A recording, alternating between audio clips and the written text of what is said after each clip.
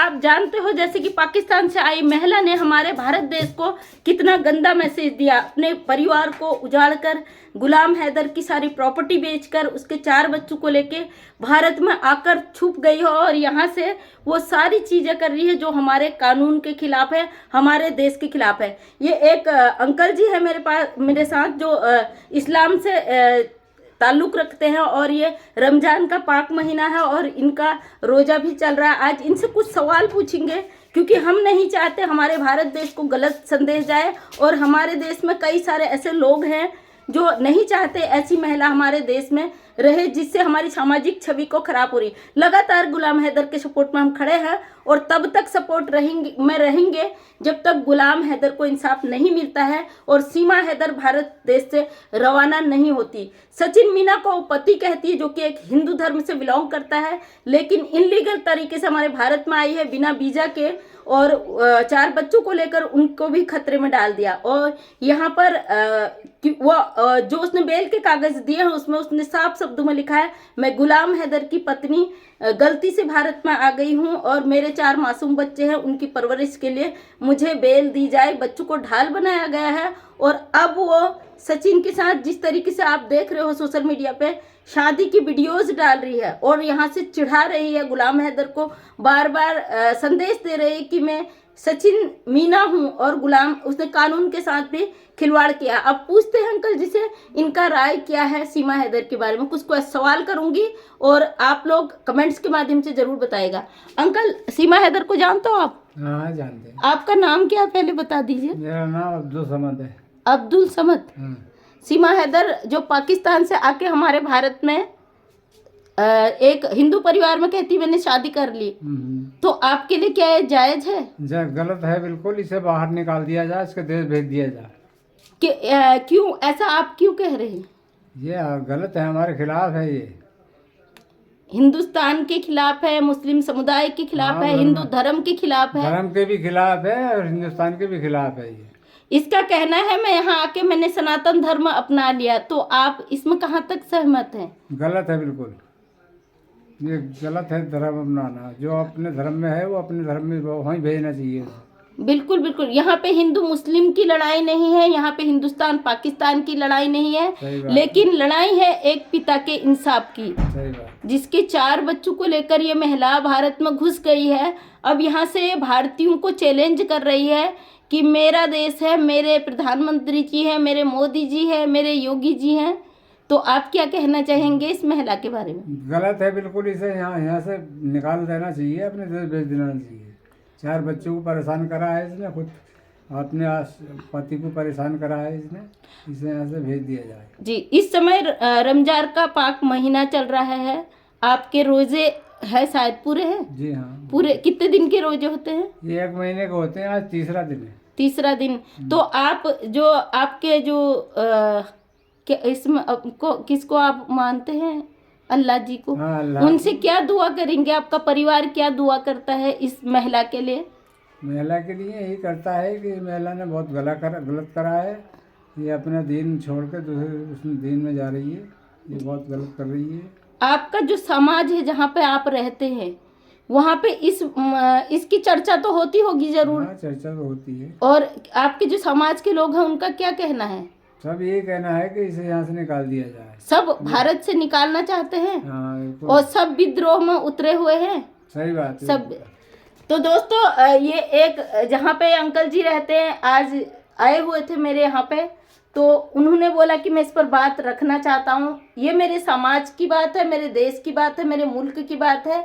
कहीं ना कहीं इन्हें भी लगता है कि उस महिला की वजह से हमारे कानून पर सवाल उठ रहे हैं, हमारे देश के संविधान पर सवाल उठ रहे हैं, जो कि बिल्कुल गलत है। चाहे हिंदू हो या मुस्लिम, सबसे बड़ा धर्म है इंसानियत का। बिल्कुल, अगर इंसान किसी भी धर्म का हो, भारत देश का नागरिक है। हम नहीं चाहते कि इसने पाकिस्तान जैसे मुल्क को, अपने देश को जो इसने अपने जो पाकिस्तान देश है उसको उसके मुर्दाबाद के नारे लगाए हैं, उस पर आप क्या कहना चाहेंगे? गलत है बिल्कुल। बिल्कुल गलत करा इसने। मुर्दाबाद के नारे क्यों लगा रही है? यहाँ की रहने वाली थी, यहाँ की परवरिश है तेरी, वहीं चली जा।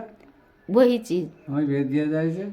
चाहे हम दोस्तों किसी भी देश में रहें और अगर हम दूसरे मुल्क में चले जाते किसी कारणवश, अपने देश के खिलाफ हम कभी भी नहीं जाते। और इसने पाकिस्तान और हिंदुस्तान दोनों देशों की जो इज्जत है उसे तार तार किया है, और कहीं ना कहीं हमारा समाज दुखी है इस चीज़ से। और चाहे हिंदू है या मुस्लिम, भारत का हो या पाकिस्तान का, हर व्यक्ति आहत हुआ है इस महिला के इस व्यवहार से। और इसलिए हर व्यक्ति चाहता है इसे उठाकर फेंक दिया जाए। और जब भी मेरे पास लोग आते तो एक ही क्वेश्चन लेके आते हैं, दीदी इसे उठाकर फेंक दिया जाए। और हम जानते हैं, हमें अपने कानून पर भरोसा है। अगर हम लड़ाई लड़ेंगे तो हम कानूनी लड़ाई लड़ेंगे, अपने देश के खिलाफ नहीं, क्योंकि हमें भरोसा है भारत के कानून पर। वो अपने भारत के लोगों के जो सम्मान को आहत नहीं पहुंचाएगा किसी और विदेशी महिला के कारण।